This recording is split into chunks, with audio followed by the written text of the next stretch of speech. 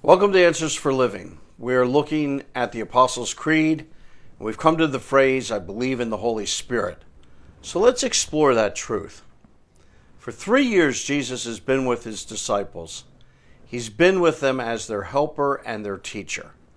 And he says to them that he's going away and he's going to send another helper.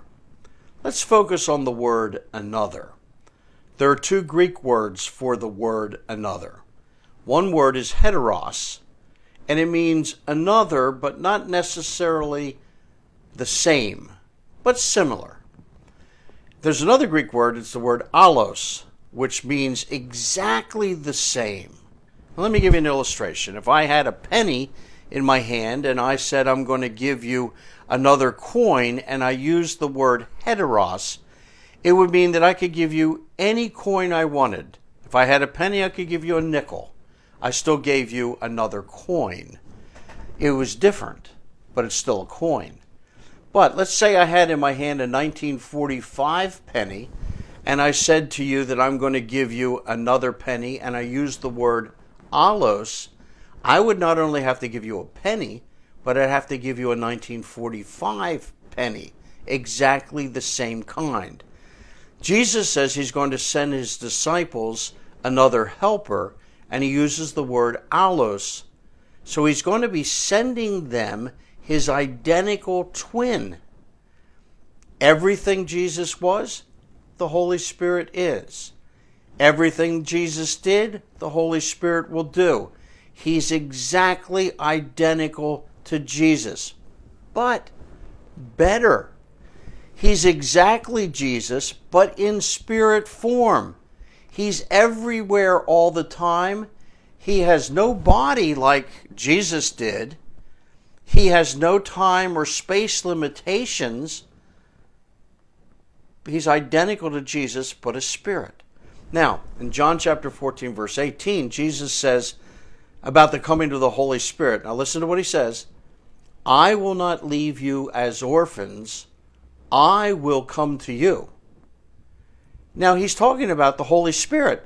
He said, I'm going to send you the Holy Spirit and I will come to you. Jesus is saying, I'm coming. And when the Holy Spirit comes, we are identical. So, the promise of the Father is, I'm sending the Holy Spirit. When the Holy Spirit comes, you're receiving the Spirit of Christ. John chapter 14, verse 17 says this, the Spirit was with you, but will be in you. Jesus couldn't always be with his disciples. When Jesus was in Galilee and they were in Jerusalem, Jesus wasn't with them. He couldn't help them when he was in Galilee and they were in Jerusalem. But when they were with Jesus, well, Peter could walk on water.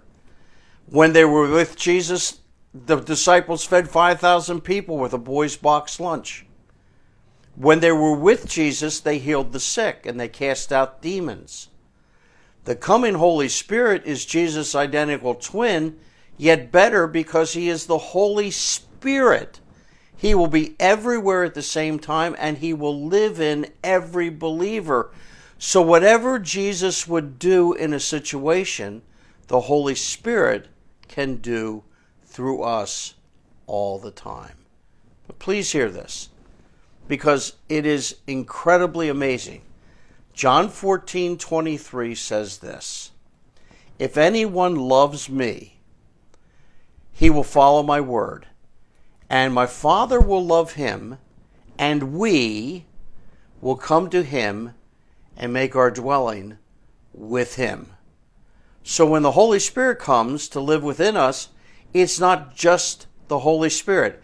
It's God the Father, it's God the Son, it's God the Holy Spirit will live in us. Now that is something to think about.